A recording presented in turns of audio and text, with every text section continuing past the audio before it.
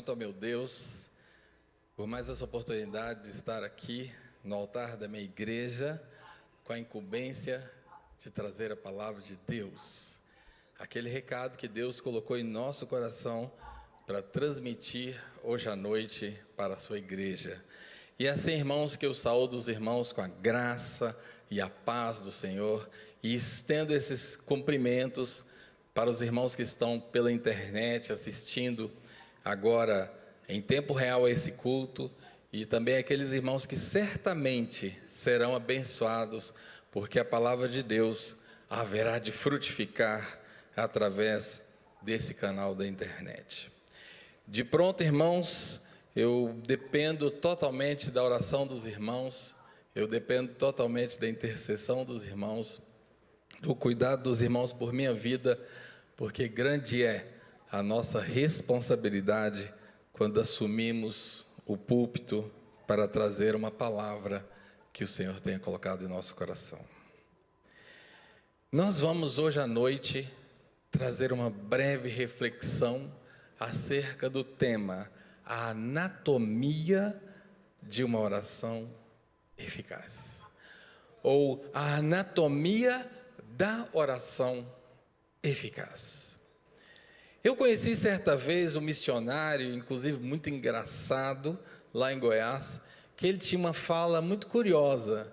Ele dizia: quando eu quero conhecer um membro da minha igreja, quando eu quero avaliar como está o crescimento espiritual de alguém da minha igreja, eu peço que ele ore. Que interessante! A forma como ele ora me denuncia como está o seu crescimento espiritual. Que interessante, irmãos, que ferramenta maravilhosa.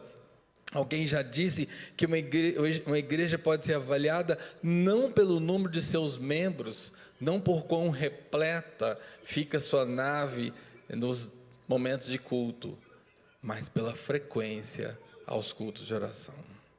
E eu dou muito graças a Deus, porque essa igreja é uma igreja que ora. Nós somos uma igreja que ora. Nós precisamos, meus irmãos, a cada dia e o dia todo, nos posicionarmos como igreja que ora. Não podemos, não devemos abrir mão dessa ferramenta tão maravilhosa, tão importante, que é a nossa comunicação com o Senhor. Com Ele falamos pela oração e dele ouvimos pelo meditar na sua palavra. E como que se dará esse diálogo se não gastarmos tempo em oração e tempo na meditação da palavra? Interessante, logo no início desta palavra pensarmos a respeito. E eu queria convidar os irmãos a abrirem suas Bíblias no capítulo 6 do livro de Mateus. É um texto extremamente conhecido.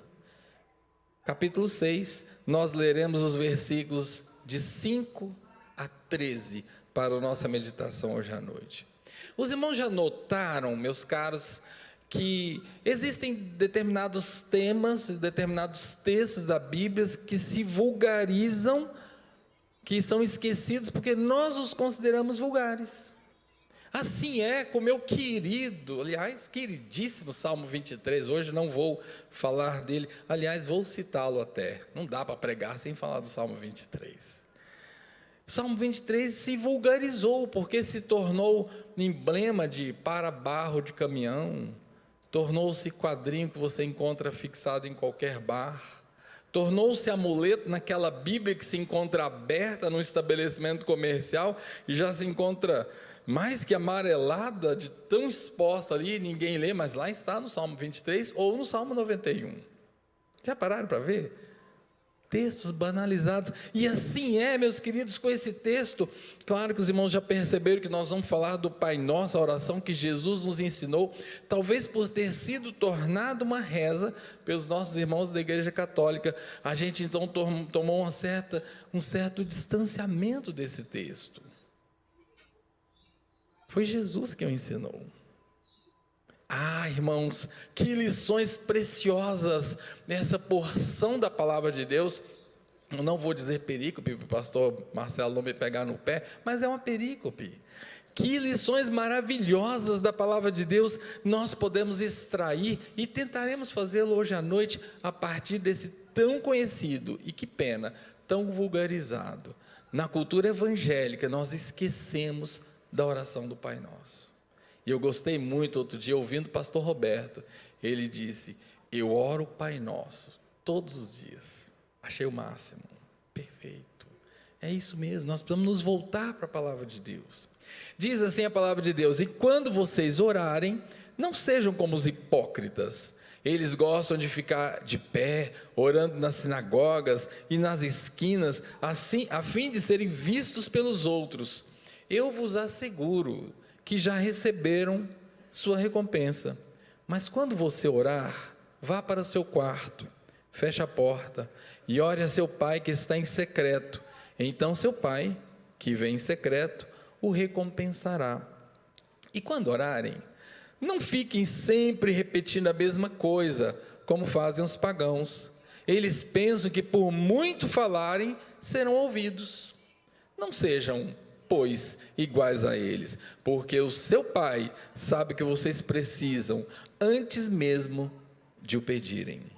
Vocês orem assim: Pai nosso que estás no céu, santificado seja o teu nome, venha o teu reino, seja feita a tua vontade, assim na terra como no céu. Dá-nos o pão nosso de cada dia, perdoa as nossas dívidas, assim como perdoamos aos nossos devedores. E não nos deixes cair em tentação, mas livra-nos do mal, porque teu é o reino, o poder e a glória para sempre. Amém. Temos lido Mateus capítulo 6, dos versículos 5 a 13. Oremos, irmãos. Pai, a tua palavra foi lida nesse instante, Senhor, conforme aquilo que o Senhor colocou em meu coração, ó Pai. Agora, Deus, eu peço que as tuas misericórdias, Senhor, que a tua graça, que o teu poder, que a tua glória, Senhor, seja sobre o teu servo, seja sobre cada um de nós aqui na igreja, seja sobre cada um de nós que está na internet a assistir à distância esse culto, Senhor. E, ó Pai, por amor do teu nome, Senhor, cumpre o objetivo dessa palavra, Senhor. Faça-a frutificar, não por sermos nós quem a expomos, mas por ser a tua palavra, Senhor. E tu velas pela tua palavra.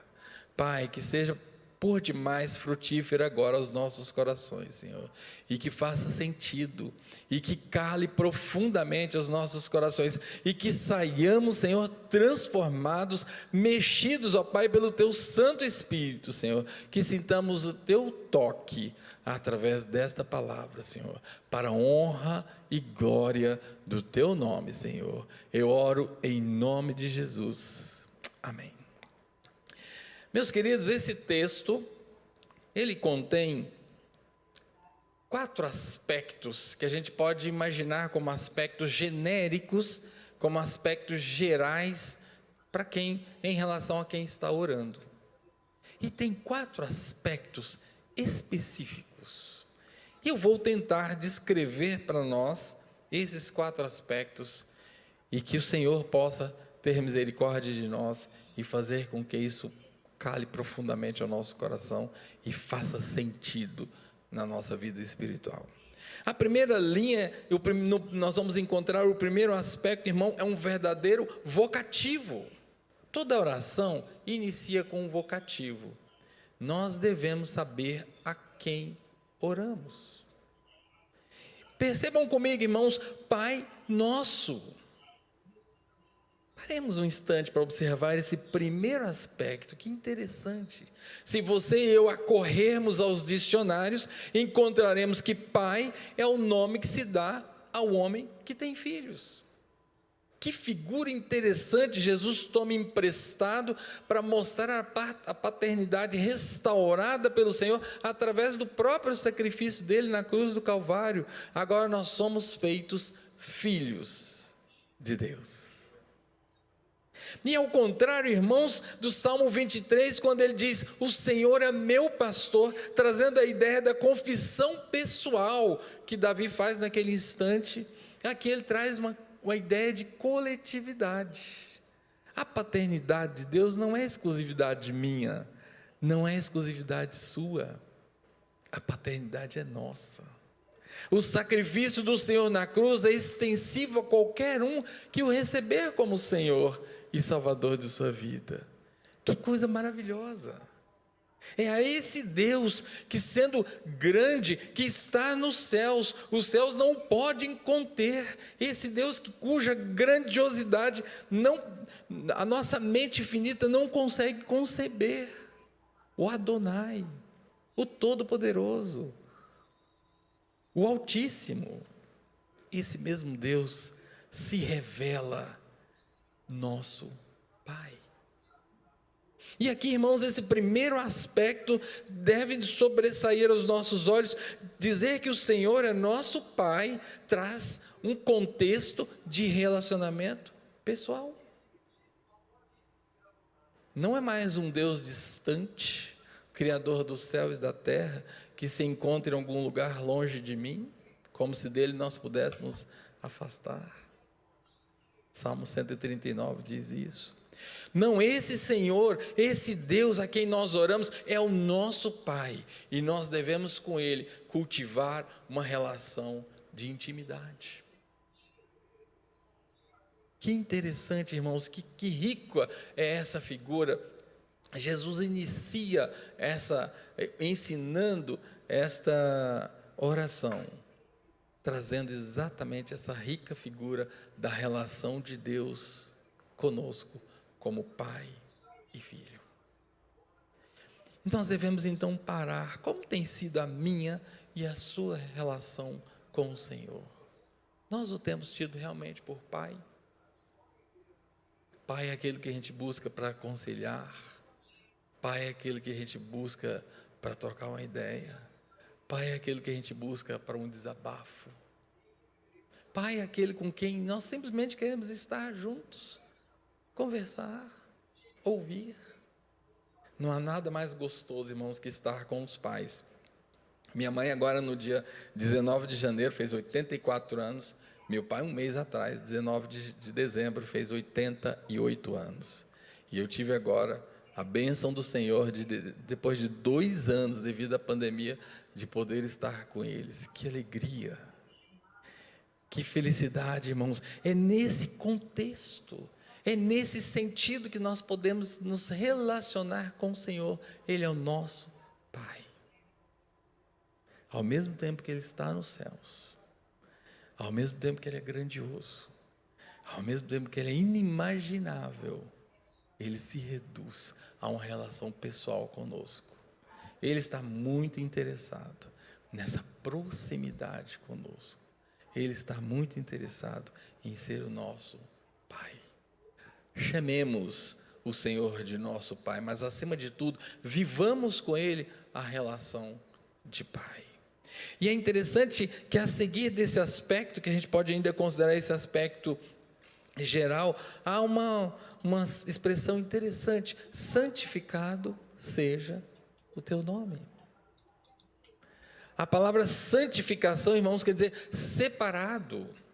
E a gente pode olhar e achar com certa estranheza, santificado, como se eu estivesse pedindo que o nome dele fosse santo, como se fosse para ele se tornar santo. Não é exatamente o contrário. A ideia da oração é que eu e você o tratemos como santo. A ideia é que eu e você o reconheçamos como todo-poderoso. A ideia é que eu e você o reconheçamos como Deus. Os judeus tinham tanto respeito, os judeus tinham tanta reverência com o nome de Deus, e o tinham em tal grau de santidade, irmãos, que ao escrever a palavra Jeová, eles tomavam a caneta tinteiro, nunca dantes utilizada para escrever coisa alguma. Tomavam uma tinta carmesim diferente do corpo do texto que o escriba estava escrevendo. E então ele escrevia Jeová. A seguir, ele quebrava aquela pena para garantir que jamais ela seria usada para escrever coisa alguma, porque ela foi separada para escrever o nome de Deus. Esse é o nível de santidade que o Senhor requer de nós. E quando oramos, santificado seja o seu nome, a ideia é que isso sobrevenha sobre nós. Ele é santo, absolutamente santo, mas eu preciso tratá-lo, eu preciso reconhecê-lo, eu preciso reverenciá-lo como tal. E ao fazê-lo, nós precisamos nos lembrar que santidade é atributo comunicável. Existem atributos de Deus, irmãos, que são incomunicáveis, que nós nunca adquiriremos. Por exemplo, a onipresença, a onisciência. Mas existem também atributos comunicáveis, os quais nós devemos buscar para a nossa própria vida.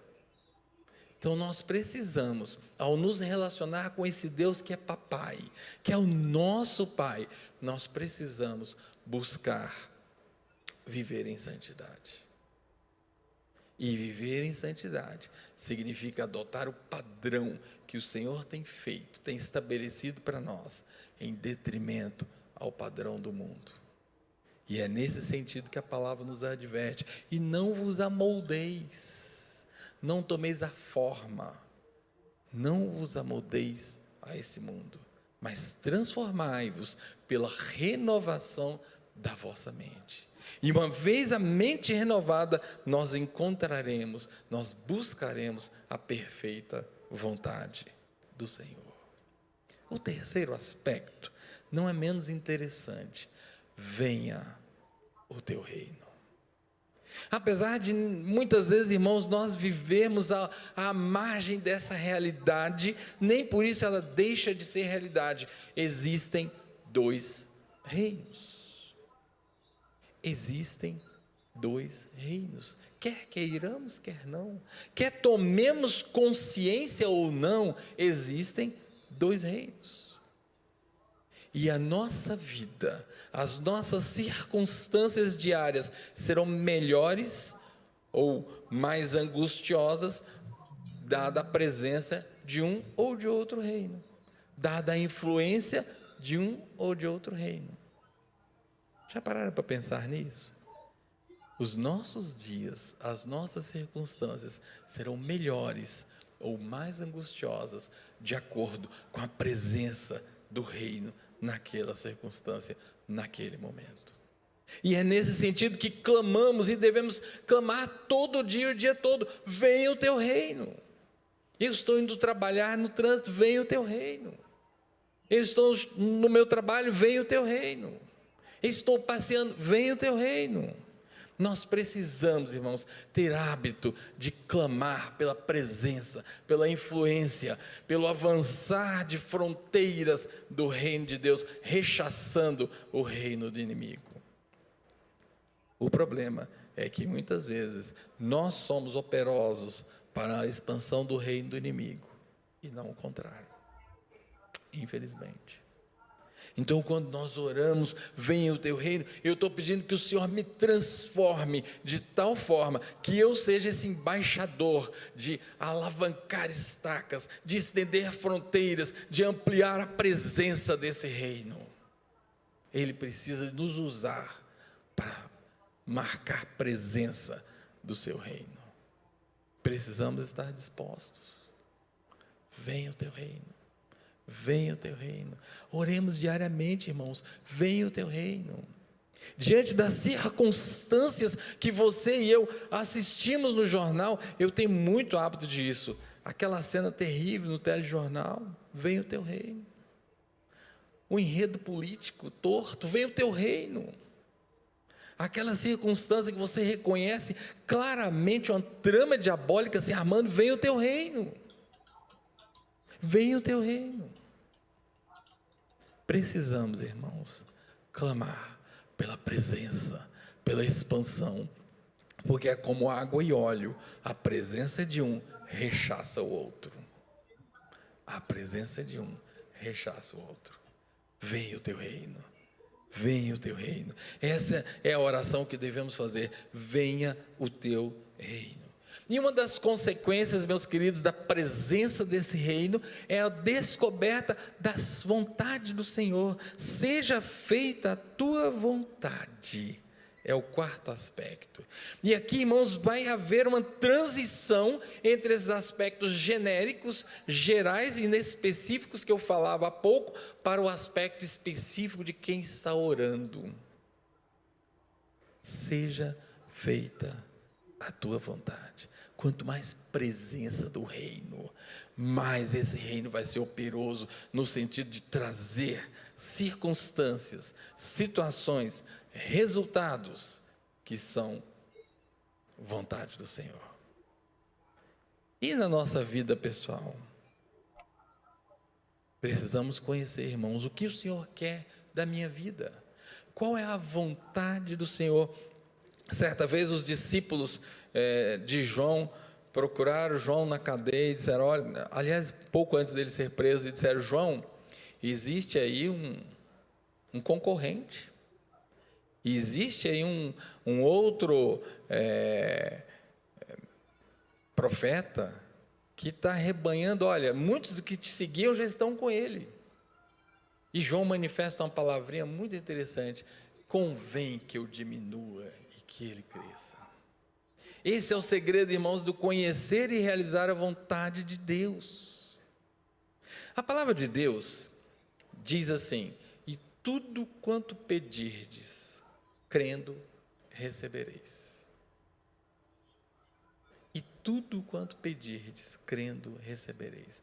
Há algumas situações que nós precisamos entender, irmãos, para nos apropriarmos das verdades bíblicas. Tudo é tudo, mas tem um condicional, crendo. Aí vem o mundo e torce o crendo para pensamento positivo. Não há nada mais mentiroso. Se você declarar sem duvidar, parece que tudo está aqui no subconsciente, é o poder da mente que impera. E daqui a pouco, eis o Senhor como um vassalo diante de nós, pronto para nos atender, pois não, qual o seu próximo pedido? O Senhor não troca, não reparte a sua glória com ninguém. Não esperemos o Senhor que é dado aos nossos pés, pois não, qual o seu pedido? Não esperemos isso. Pelo contrário, nós precisamos buscar a vontade do Senhor. Então, crer, irmãos, vem da ideia de fé, e não da ideia de pensamento positivo. Totalmente diferente.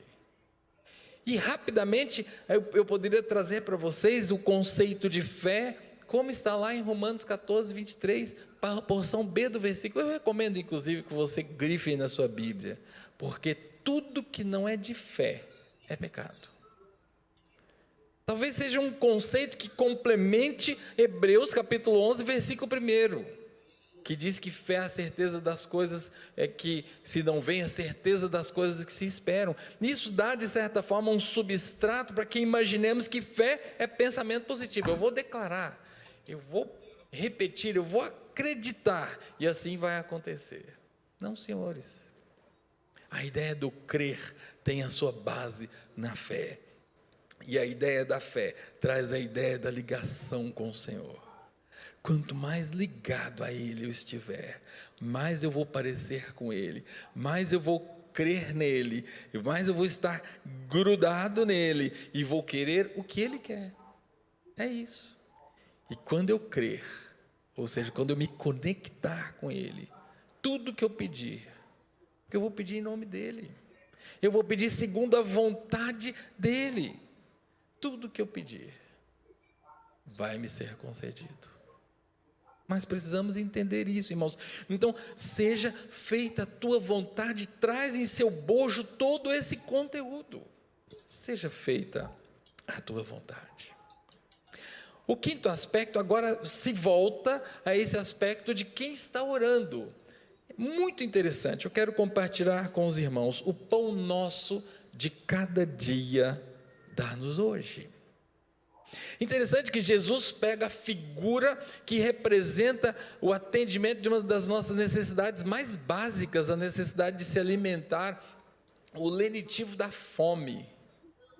Jesus usa essa figura do pão para dizer o pão nosso de cada dia. Interessante, irmãos, que a gente não leu assim, olha, o pão para o resto da vida e vai estar estocado na sua despensa, é só pedir. Não, senhores, é o pão de cada dia.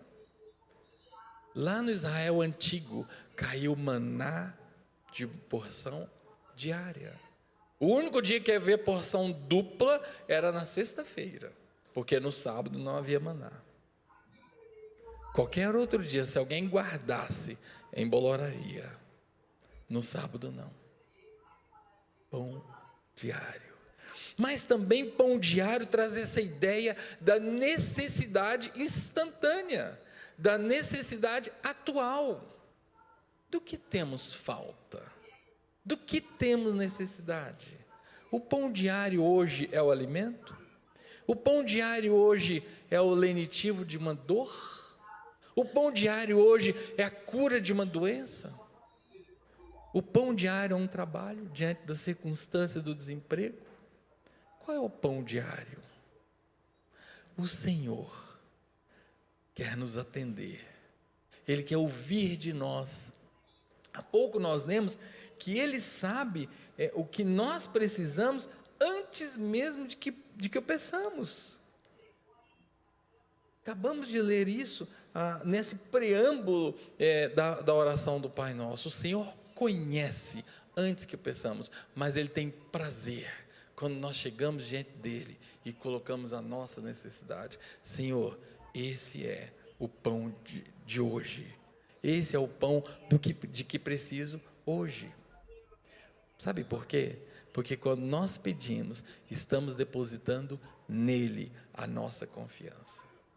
Não é na força do nosso braço, não é algum recurso extraordinário, não é nada além dele.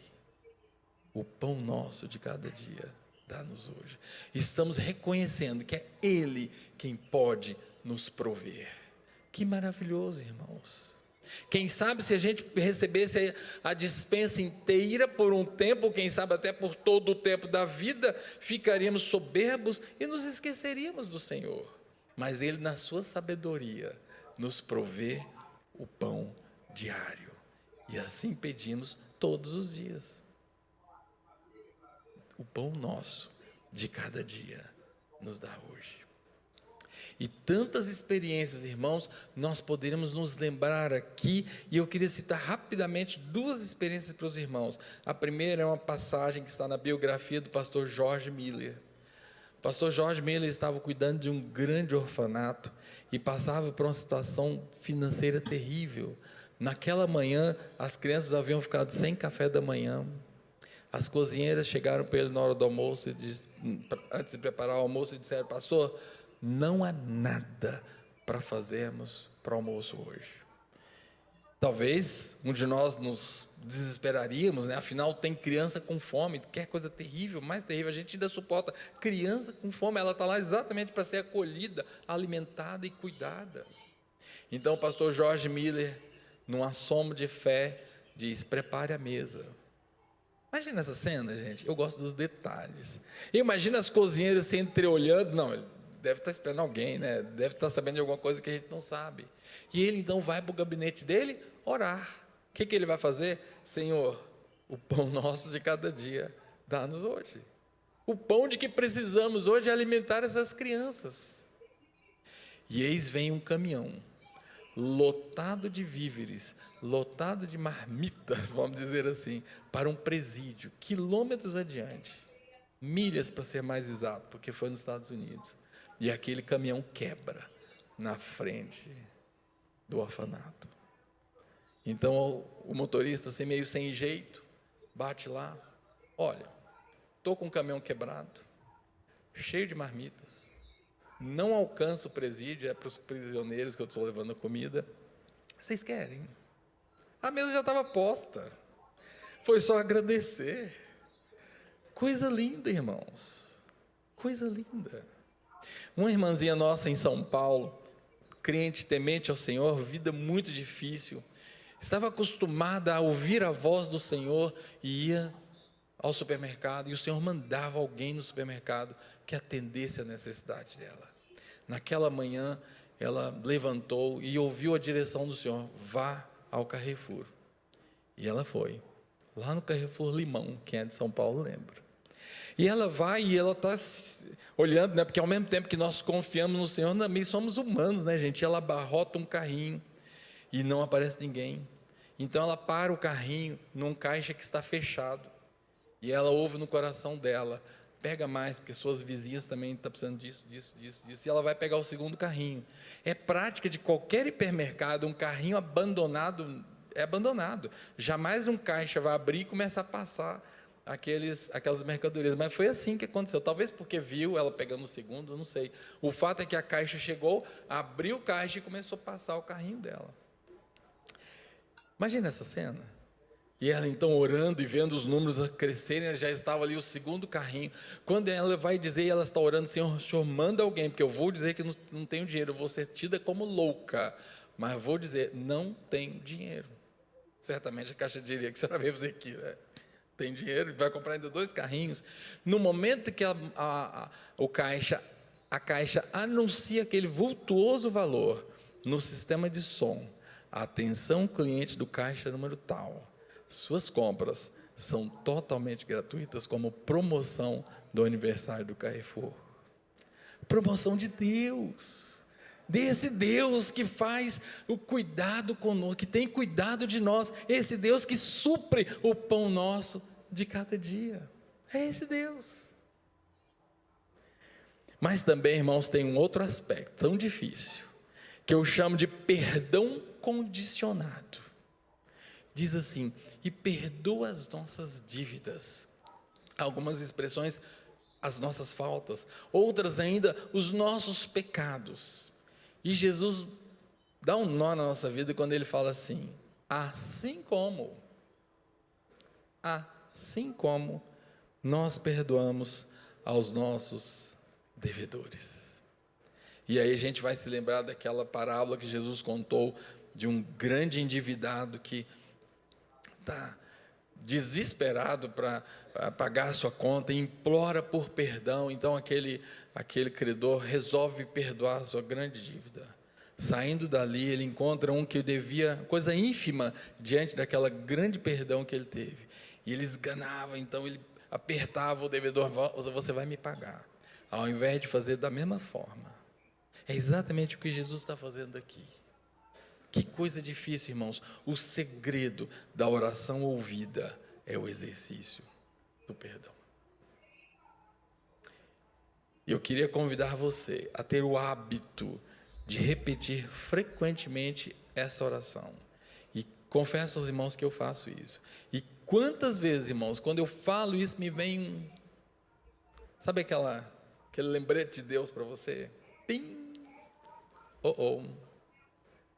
Se não perdoar, não é perdoado. Não fui eu que condicionei, foi Jesus que condicionou. Ou nós exercemos o perdão e somos abençoados e temos orações eficazes, ou não seremos ouvidos. Simples assim, porque há um condicionamento, assim como nós perdoamos a quem nos tem ofendido. E o 7º aspecto, irmãos, nós estamos terminando, são 8 aspectos: não nos deixe cair em tentação. A Almeida Fiel traz uma expressão da qual eu gosto muito: e não nos conduza. Percebeu a ideia de caminho? Eu queria fazer rapidamente um contraponto com você. Salmo 23 diz assim: e guia-me pelo caminho da justiça, ou pela vereda da justiça, por amor do seu nome. Há uma oposição interessante aqui. O caminho da justiça, irmãos, é aquele caminho que me leva à reconexão com Deus. E no momento que eu me reconecto com Deus, esse estado a Bíblia vai chamar de justiça. A tentação é um chamamento para eu caminhar na direção oposta. E através do pecado, que é a antítese da fé, Romanos 14, 23, parte B do versículo, para eu me reconectar com o reino do inimigo. E esse estado de conexão, a Bíblia chamará de iniquidade. E a oração que o Senhor nos ensina assim: não me deixe trilhar, não me deixe caminhar por esse caminho. Busquemos, irmãos, o caminho da justiça e não o caminho que conduz à tentação. E finalmente o oitavo aspecto parece uma mera repetição. Eu quero dizer para os irmãos, compartilhar com os irmãos algo que eu tenho aprendido da palavra de Deus. A palavra de Deus não é repetitiva, ela é absolutamente pragmática. Quando você achar que está sendo repetitivo, busque entender, porque não é repetição, tem sentido. Então, ao dizer, e não nos conduz à tentação, ele vem em seguida dizer, e livra-nos do mal. Parece a mesma coisa, não é? A tentação é do mal, livrar do mal, tudo igual. Só que não. Aqui há uma tênue diferença, e tão maravilhosa diferença, irmãos. A tentação é aquela atração para me conectar com o inimigo. E a libertação do mal é aquela conexão que já está feita. O Senhor está interessado em romper amarras com o inimigo. O Senhor está interessado para que tenhamos uma vida cristã plena. Ele está interessado em cortar as nossas amarras. Esse é o livramento do mal, que é diferente de tentação. A tentação vai levar a esse envolvimento com o mal, mas muitas vezes nós temos ligações de tantas naturezas, ligações muitas vezes, irmãos, das quais não temos nem mesmo consciência. E o Senhor quer que oremos: livra-nos do mal, liberta-nos de qualquer circunstância de iniquidade, liberta-nos de qualquer ligação com o inimigo. Não quero vínculo. E são tantas portas de vínculo, irmãos. Uma música, um programa de TV mal escolhido, um livro, um site nada recomendado. Cuidemos dos vínculos com o mal. Cuidemos dos vínculos com o mal. O Senhor quer limpar a nossa ira. O Senhor quer que peçamos que Ele corta. O Senhor é respeitoso. Ele não chegará simplesmente cortando, Ele poderia fazer isso. Ele quer que o peçamos. Mas para que eu peça, sem que isso seja uma vã repetição, da qual Ele mesmo nos advertiu há pouco, nesse preâmbulo que eu li, eu preciso ter consciência de cada um destes aspectos. Livrar do mal é cortar vínculos existentes com o mundo. Nós precisamos pedir ao Senhor que revele. Isso é da intimidade de cada um de nós. Mas eu garanto para vocês que ainda carregamos vínculos terríveis com o mal. Que o Senhor está muito interessado para que a nossa vida cristã seja pujante, para que a nossa vida cristã seja próspera, para que nós sejamos amadurecidos na fé. O Senhor está muito interessado em cortar esses vínculos. Dizem alguns estudiosos que foram os escribas que colocaram o final dessa oração. Seja como for, eu creio nela, porque está na palavra de Deus. Porque teu é o reino, o poder e a glória para sempre.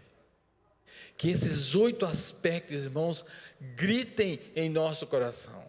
Que a próxima vez que orarmos a oração do Pai Nosso, não seja vã repetição, automatismo, mas que cada expressão seja absolutamente significante para a nossa vida espiritual, para a nossa situação diária, e que o Senhor opere através das propriedades desta oração, dessa maravilhosa oração. Não foi à toa que Jesus ensinou, não foi à toa que Jesus deixou esse modelo. Não tenhamos medo, irmãos, de repetir, quiçá diariamente, a oração do Pai Nosso, cheia de significado, cheia de coração, cheia de sinceridade diante de Deus, desejando sinceramente que as realidades desse texto se tornem realidades da nossa vida. Essa era, meus queridos, a palavra que o Senhor colocou em meu coração, que assim como fez total diferença para mim, o dia que eu entendi isso, também faça total diferença na vida dos meus irmãos, porque é palavra de Deus, e como palavra de Deus é viva e eficaz, é mais cortante que espada alguma de dois gumes. Pai, esta é a tua palavra, Senhor. Este é o recado, ó Deus, que na minha imperfeição eu consegui trazer aos meus irmãos hoje à noite, ó Pai. Eu peço mais uma vez, ó Deus, a tua graça, a tua misericórdia, Senhor, o teu poder, a tua glória, Senhor. Que o Senhor venha aperfeiçoar essa palavra, Senhor. Que o Senhor venha traduzi-la, ó Pai, no coração dos meus irmãos. Que essa palavra frutifique, Senhor, porque é a tua palavra e o Senhor é fiel. Que, ó Pai, aquele intuito que Jesus teve ao ensinar esta porção da palavra de Deus, para que os discípulos aprendessem a orar, seja, ó Pai, absolutamente viva, absolutamente eficaz na nossa vida, Senhor. Que a nossa vida cristã seja transformada pelos valores desta oração. Que essa oração, ó Pai, seja alavanca, Senhor, alavanca de um crescimento espiritual crescente, de uma fé que se consome e que se consuma na medida que nos aproximamos vigorosamente de Ti, Senhor. Rompe todas as amarras, Senhor. Rompe todas as amarras, Senhor. Traz o seu reino, ó Pai. Venha o teu reino, ó Deus. Dá-nos o pão de cada dia. O Senhor conhece as nossas necessidades, ó Pai. Abençoa, Senhor, a tua igreja, Senhor. Que possamos ser igreja que ora, que possamos ser igreja que te busca, Senhor, que possamos ser a igreja que entende o valor da oração e que jamais ouvida, Senhor, de orar a Ti continuamente, como ensina a Tua palavra, Senhor. Orai sem cessar. Que oremos sem cessar, Senhor, que sem cessar nossas orações cheguem ao Teu trono da graça, Senhor, e por amor do Teu nome, Senhor, que sejamos grandemente abençoados, em nome de Jesus, amém. Deus abençoe, amados.